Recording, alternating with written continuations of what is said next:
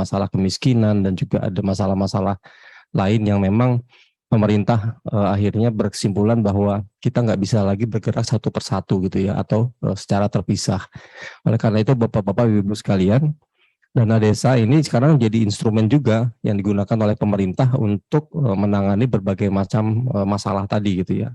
Atau kita jawab, kita sebut dengan tantangan lah ya, bukan masalah. Kalau masalah kesannya nggak pernah ada selesainya. Kalau tantangan itu berarti sesuatu yang bisa kita selesaikan.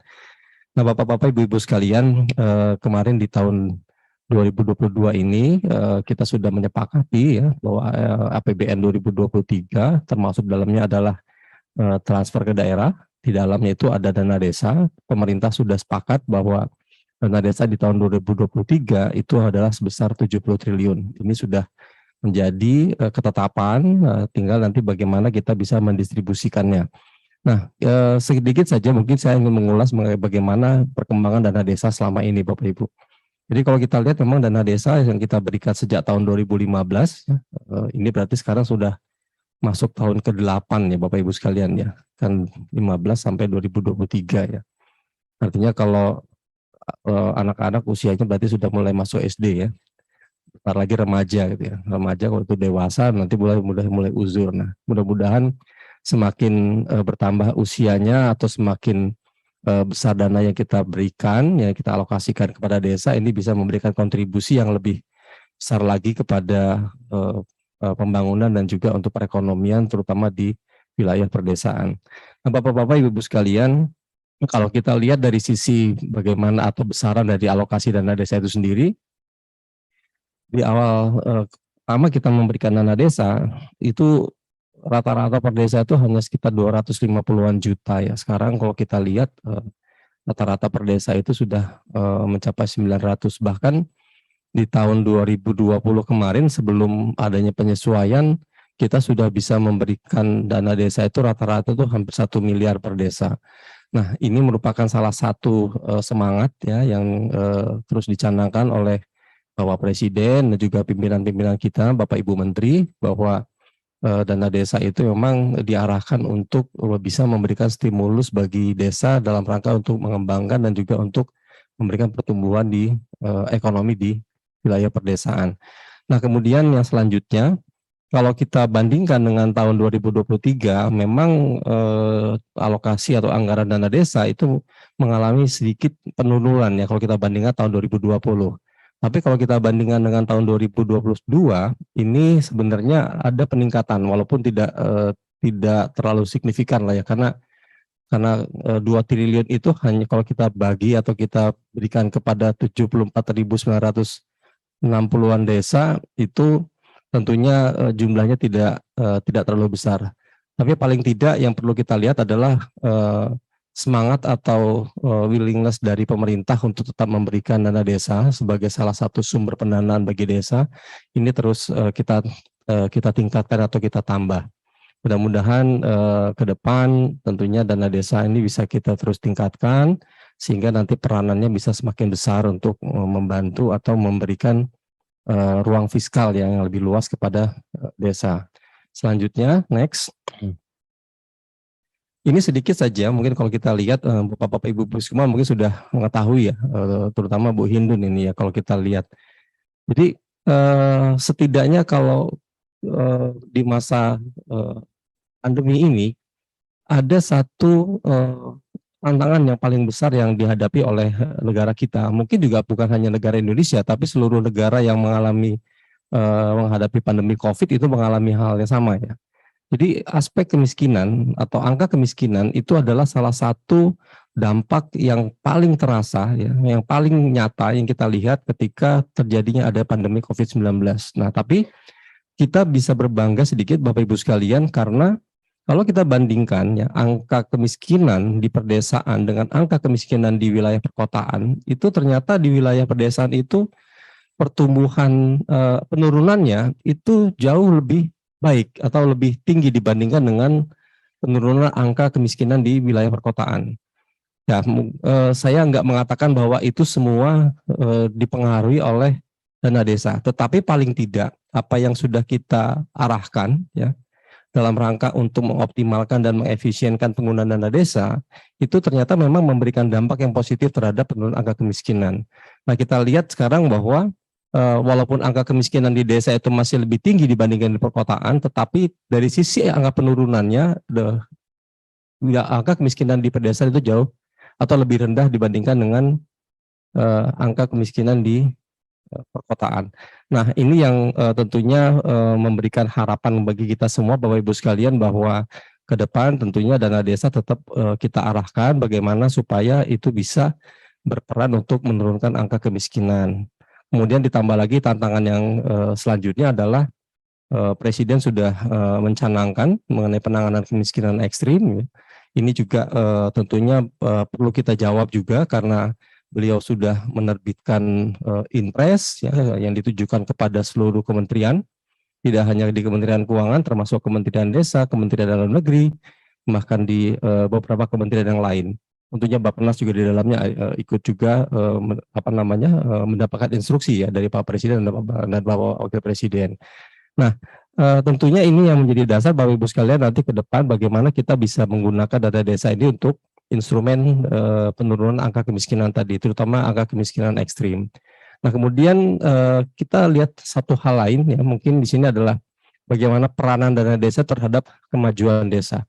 Kita lihat di tahun 2018 itu masih ada sekitar 14 ribuan ya, desa sangat tertinggal. Kalau kita lihat sekarang di tahun 2022 itu angkanya sekitar 4 ribuan. Artinya sudah ada 10 ribu, hampir 10 ribu desa yang sudah kita angkat ya derajatnya atau statusnya ya dari sangat tertinggal menjadi lebih baik. Baik apakah itu menjadi desa tertinggal maupun desa berkembang. Bahkan mungkin ada yang desa mandiri atau desa maju. Kemudian kalau kita lihat dari sisi desa tertinggal juga ini juga mengalami hal yang sama. Di tahun 2018 itu ada masih 33 ribuan desa yang tertinggal. Di tahun 2022 ini sekarang tinggal 9 ribuan ya, 9 ribu lebih sedikit.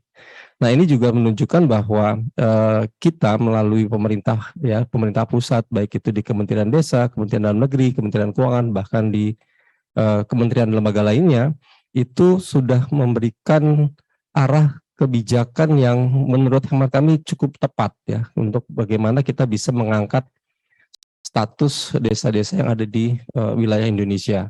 Nah, tentunya ini adalah salah satu bukti ya, yang sangat positif yang bisa kita lihat bahwa dana desa itu bisa memberikan sebagai faktor untuk memajukan desa itu sendiri. Nah, harapannya tentunya Bapak Ibu sekalian ke depan hal ini terus kita lanjutkan, kita terus arahkan sehingga hasilnya akan menjadi lebih baik lagi. Kemudian yang selanjutnya Bapak-Bapak Ibu sekalian terkait dengan penganggaran, tadi saya sudah sampaikan bahwa di tahun 2023, next slide, di tahun 2023 dana desa sebesar 70 triliun. Kemudian arah kebijakan yang sudah kita tetapkan di dalam Undang-Undang APBN ini sebagai berikut. Jadi ada 5 aspek Bapak-Bapak Ibu sekalian ya yang kita jadikan sebagai arah kebijakan dana desa. Yang pertama dari sisi bagaimana kami mendesain indikasi kebutuhan dana atau yang kita sebut dengan anggaran dana desa di tahun 2023. Yang pertama adalah kami tidak lagi menggunakan formula yang minimal 10% dari dana transfer di luar DAK. Kenapa? Karena dengan adanya Undang-Undang Nomor 1 tahun 2022 mengenai hubungan keuangan pusat dan daerah, dana desa itu sekarang sudah menjadi bagian dari dana transfer ke daerah. Jadi tidak terpisah seperti tahun-tahun sebelumnya. Kalau dulu kita menyebutnya itu dana transfer daerah. Awasnya sudah ditungguin loh Pak, sudah. Waalaikumsalam. Udah kami siapin Pak tempat duduknya Pak. Selamat datang Pak. Awasnya semua izin ya Pak, saya mendahului nih Pak. Jadi di tahun 2023 Bapak Ibu sekalian, dana desa itu sudah menjadi satu kesatuan ya dari dana transfer ke daerah. Hal yang perlu kita jadikan satu yang positif adalah ketika dana desa itu sudah masuk di dalam struktur dana transfer ke daerah, maka secara legal dana desa itu menjadi sangat kuat posisinya. Artinya setiap tahun pemerintah itu sudah memiliki kewajiban untuk mengalokasikan dana desa dalam APBN. Karena dana transfer ke daerah itu suatu keniscayaan. Tanpa ada dana transfer ke daerah, sekarang 545 ya, 545 pemerintah daerah itu tidak memiliki kekuatan fiskal sama sekali. Ya, kecuali mungkin DKI Jakarta yang memang dana transfernya tidak terlalu besar. Dia lebih pendapatan nasi daerahnya cukup kuat, walaupun tetap ada komponen dana bagi hasil ya juga yang diberikan oleh pemerintah pusat kepada DKI Jakarta. Nah, ini menunjukkan bahwa pemerintah dengan Undang-Undang Nomor 1 Tahun 2022 itu sebenarnya adalah memberikan legitimasi ya yang lebih kuat kepada dana desa di dalam struktur APBN kita. Nah, kemudian di tahun 2023 besok Bapak Ibu sekalian, dalam rangka untuk menganggarkan dana desa, kami juga sekarang sudah memperhatikan sedikitnya ada dua aspek ini. Yang pertama adalah kami memproyeksikan berapa kebutuhan masing-masing desa ya, sesuai dengan kewenangan desa itu sendiri. Kami coba lihat dari misalnya dari bidang infrastruktur. Berapa atau apa yang dibangun oleh pemerintah desa ya, setiap tahun, berapa yang dihasilkan, kemudian itu yang kita proyeksikan kira-kira kebutuhan dananya berapa.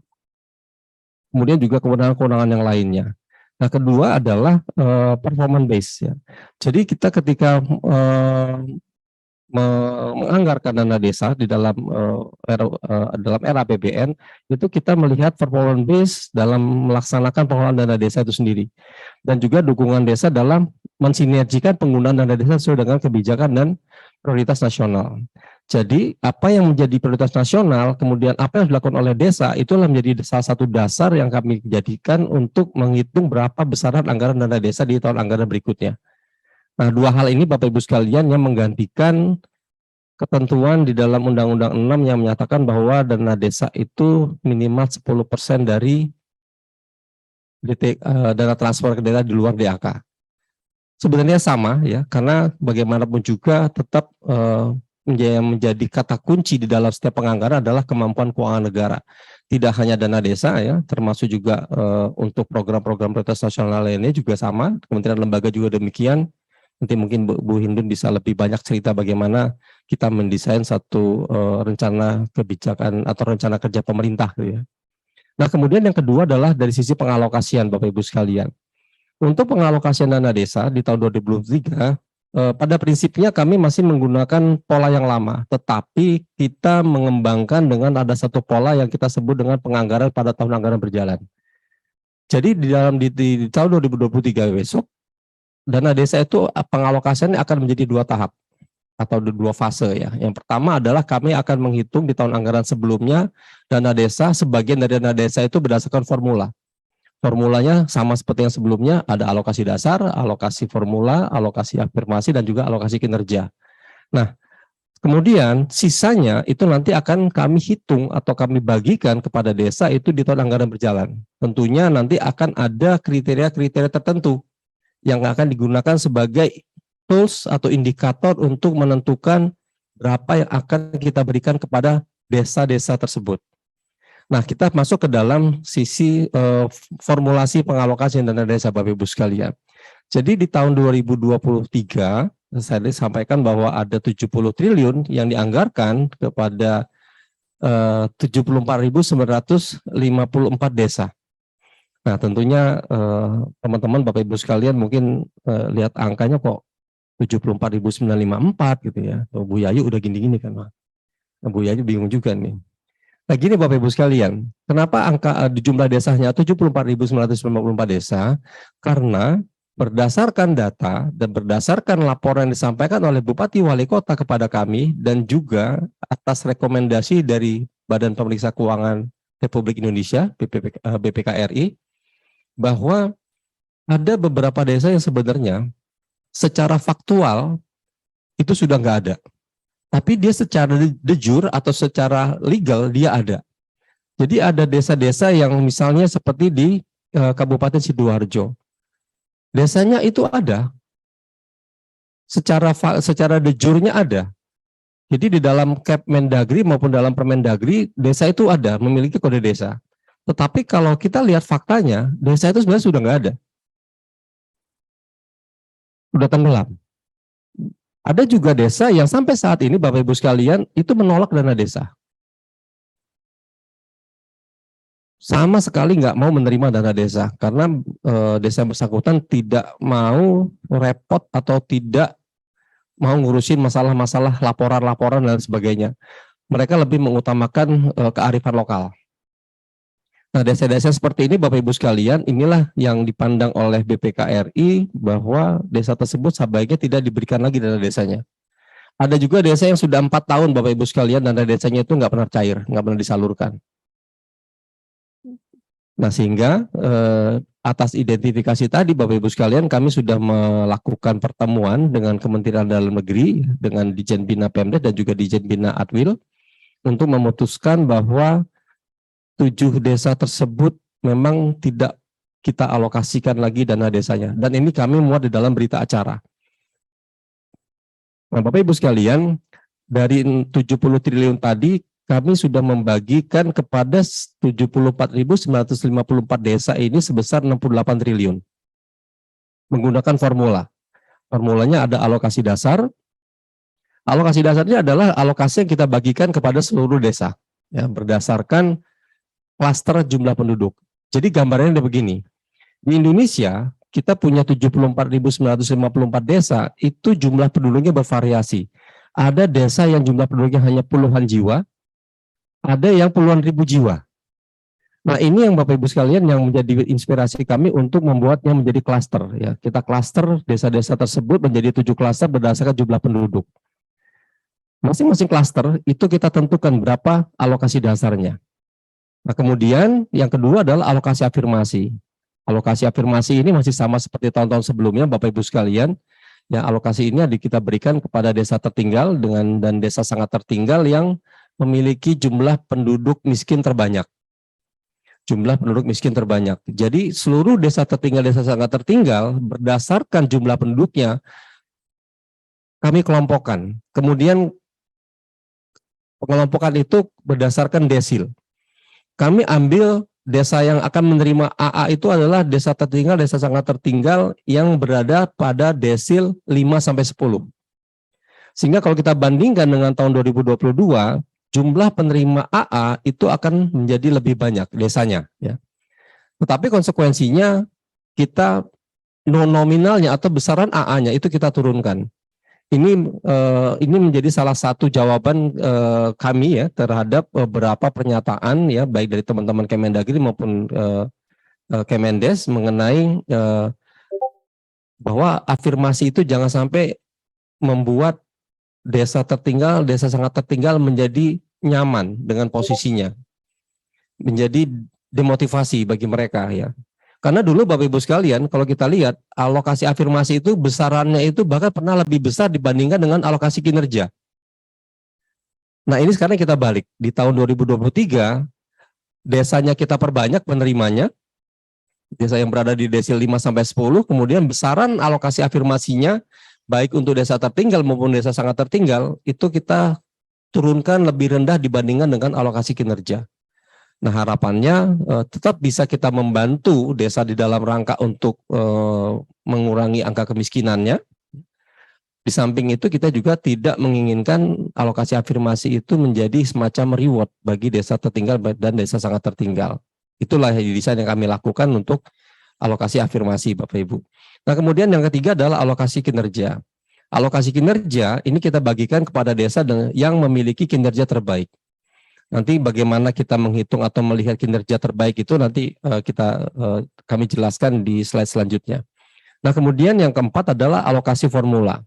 Alokasi formula ini sesuai dengan amanat di dalam Undang-Undang 6 2014 bahwa untuk menghitung alokasi formula setidaknya ada 4 aspek atau 4 indikator yang kita gunakan. Yang pertama adalah jumlah penduduk, kemudian yang kedua adalah jumlah penduduk miskin, ya, atau kalau di Undang-Undang 6 itu disebutnya angka kemiskinan. Kemudian yang ketiga itu adalah luas wilayah, dan yang keempat adalah indeks kemahalan geografis atau IKG.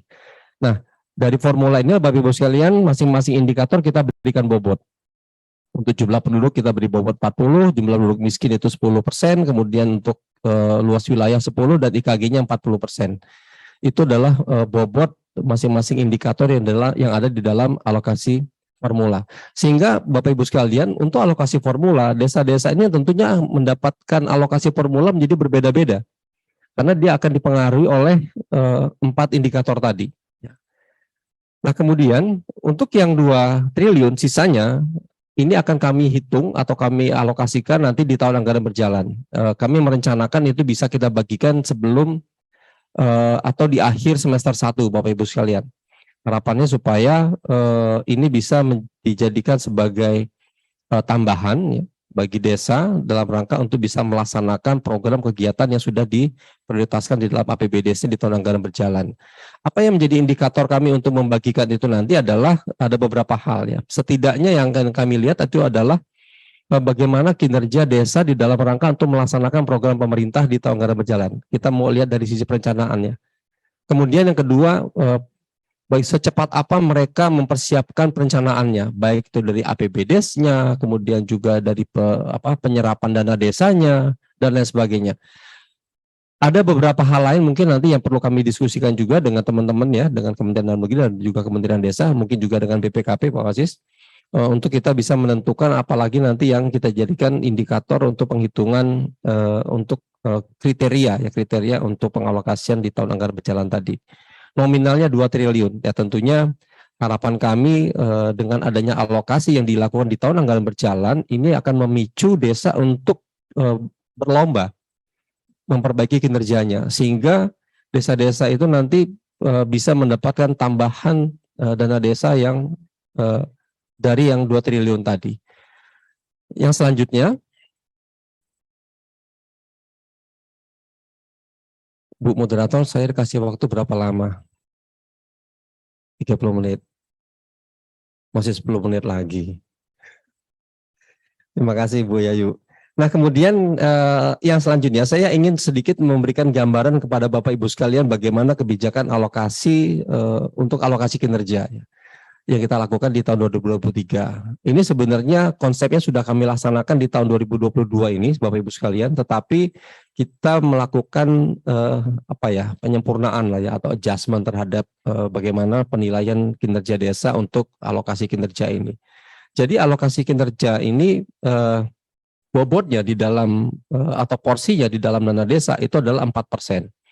Jadi dari 68 triliun, kalau 4%-nya itu berarti ada sekitar 2,7 triliun ya. Benar nggak Bu Yayu? Kalau nggak salah ya Bu ya. Jadi, 2,7 triliun itulah nanti yang akan kita bagikan kepada desa-desa yang memiliki kinerja terbaik. Kinerja terbaik ya Bapak Ibu ya, jadi bukan kinerja baik ya, tapi yang terbaik. Artinya, kalau desa-desa itu nanti memang memiliki kinerja baik, dia belum tentu mendapatkan alokasi kinerja.